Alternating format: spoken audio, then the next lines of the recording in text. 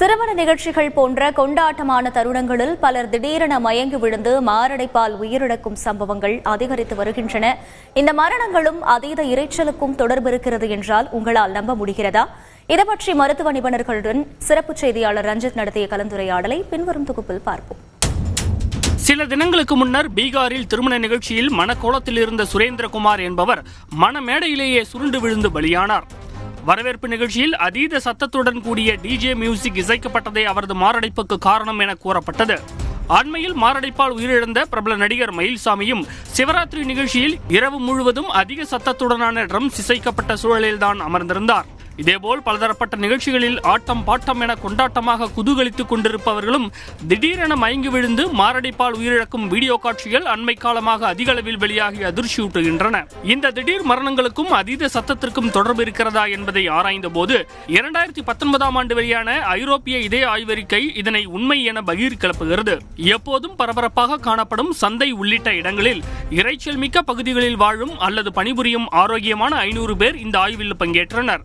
5 ஆண்டுகளுக்கு நடத்தப்பட்ட ஆய்வில் நாள்தோறும் சராசரியாக 5 டெசிபல் வரை இரைச்சலின் அளவை அதிகரித்த போது ஆய்வில் கலந்து கொண்டவர்களுக்கு மாரடைப்பு, பக்கவாதம், தீவிர இதய நோய்கள் ஏற்படுவதற்கான வாய்ப்பு 34% வரை அதிகரித்திருப்பது தெரிய வந்தது.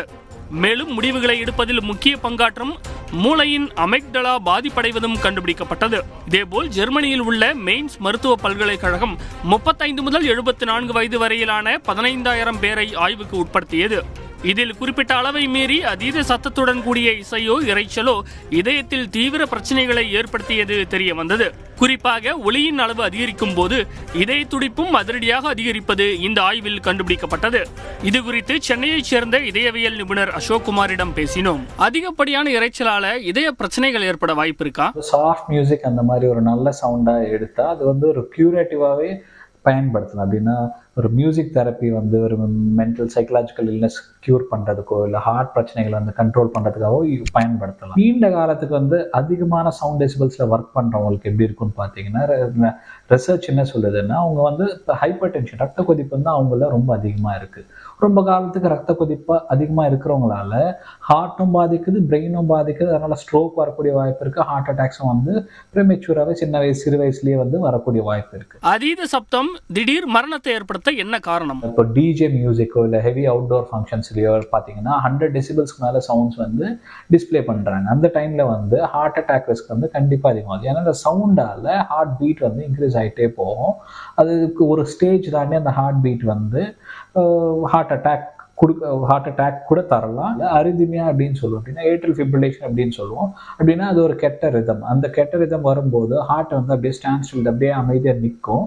அந்த டைமில் ஹார்ட்டில் பிளட் கிளாட் ஃபார்ம் ஆகிற சான்ஸ் இருக்கும். அந்த ஹார்ட் திருப்பியும் கண்ட்ராக்ட் ஆகும்போது அந்த கிளாட் கிளம்பி பிரெயினுக்கு போயிட்டு பேராலிசிஸ், ஸ்ட்ரோக் இதெல்லாம் கூட வரக்கூடிய வாய்ப்பு இருக்கும்.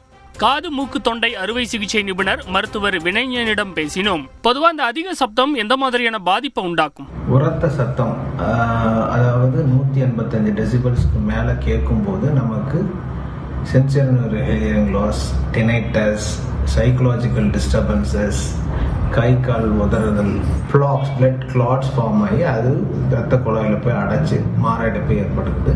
இதை எப்படி நம்ம தவிர்க்கிறதுன்னு பார்த்தீங்கன்னா, காதில் இயர் பிளக்ஸ்ன்னு சொல்லுவோம், அது நம்ம பயன்படுத்தலாம். அதாவது அந்த ப்ரொஃபஷனில் இருக்கிறவங்க அதை பயன்படுத்தலாம். பெரும்பாலும் பொதுமக்கள் அதிக சத்தம் இல்லாத சூழ்நிலையை நம்ம ஏற்படுத்திக்கிறது பெட்டர். இதய பிரச்சனைகள் தவிர அளவுக்கு அதிகமாக ஹெட்போன்களில் இசை கேட்பவர்களில் 2 பேரில் ஒருவருக்கு கேட்கும் திறன் பறிபோகும் என உலக சுகாதார நிறுவனம் எச்சரிக்கை விடுத்துள்ளது குறிப்பிடத்தக்கது.